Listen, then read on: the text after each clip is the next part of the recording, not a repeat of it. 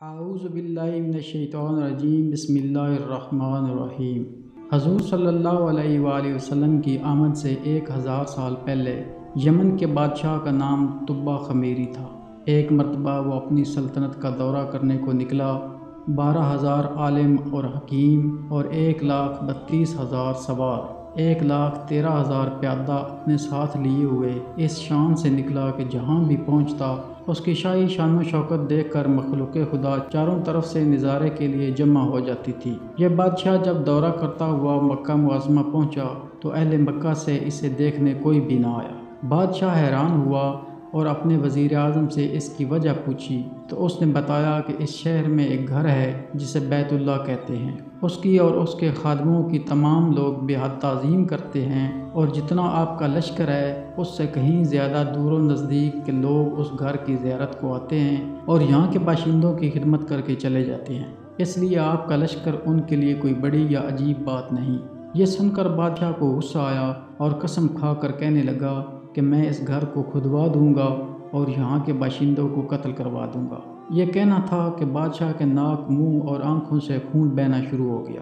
اور ایسا بدبودار مادہ بہنے لگا کہ اس کے پاس بیٹھنا بھی مشکل ہو گیا۔ اس مرض کا علاج کیا گیا مگر افاقہ نہ ہوا۔ شام کے وقت شاہی علماء میں سے ایک عالم ربانی تشریف لائے اور نبض دیکھ کر فرمایا، مرض آسمانی ہے اور علاج زمین کا ہو رہا ہے۔ اے بادشاہ، آپ نے اگر کوئی بری نیت کی ہے تو فوراً اس سے توبہ کریں۔ بادشاہ نے دل ہی دل میں بیت اللہ شریف اور خدام کعبہ کے متعلق اپنے ارادے سے توبہ کی۔ توبہ کرتے ہی اس کا وہ خون اور مادہ بہنا بند ہو گیا، اور پھر صحت کی خوشی میں اس نے بیت اللہ شریف کو ریشمی غلاف چڑھایا اور شہر کے ہر باشندے کو 7 اشرفیاں اور 7 ریشمی جوڑے نظر کیے۔ پھر یہاں سے چل کر مدینہ منورہ پہنچا تو ہمراہی علماء نے جو کتب سماویہ کے عالم تھے وہاں کی مٹی کو سونگا اور کنکریوں کو دیکھا، اور نبی آخر الزمان صلی اللہ علیہ وآلہ وسلم کی ہجرت گاہ کی جو علامتیں انہوں نے پڑھی تھیں ان کے مطابق اس سرزمین کو پایا تو بہم عہد کر لیا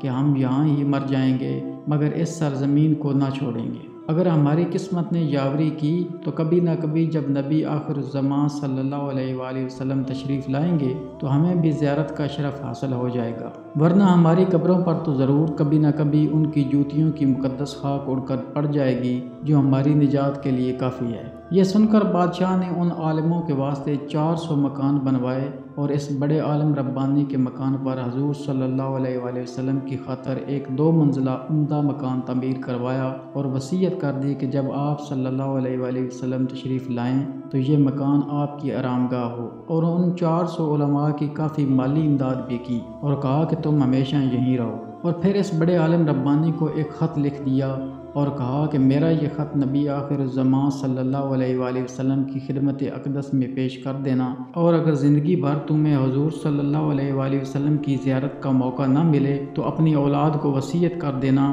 کہ نسل بعد نسل میرا یہ خط محفوظ رکھیں حتیٰ کہ سرکار عبد قرار صلی اللہ علیہ وآلہ وسلم کی خدمت میں پیش کیا جائے۔ یہ کہہ کر بادشاہ وہاں سے چل دیا۔ وہ خط نبی کریم صلی اللہ علیہ وآلہ وسلم کی خدمت اقدس میں 1000 سال بعد پیش ہوا۔ کیسے ہوا اور خط میں کیا لکھا تھا سنیے اور عظمت حضور صلی اللہ علیہ وآلہ وسلم کی شان دیکھیے۔ کم ترین مخلوق تبہ خمیری کی طرف سے شفیع المذنبین سید المرسلین محمد رسول صلی اللہ علیہ وآلہ وسلم، اما بعد، اے اللہ کے حبیب صلی اللہ علیہ وآلہ وسلم، میں آپ صلی اللہ علیہ وآلہ وسلم پر ایمان لاتا ہوں اور جو کتاب آپ پر نازل ہوگی اس پر بھی ایمان لاتا ہوں، اور میں آپ صلی اللہ علیہ وآلہ وسلم کے دین پر ہوں، بس اگر مجھے آپ کی زیارت کا موقع مل گیا تو بہت اچھا و غنیمت، اور اگر میں آپ صلی اللہ علیہ وآلہ وسلم کی زیارت نہ کر سکا تو میری شفاعت فرمانا اور قیامت کے روز مجھے فراموش نہ کرنا۔ میں آپ صلی اللہ علیہ وآلہ وسلم کی پہلی امت میں سے ہوں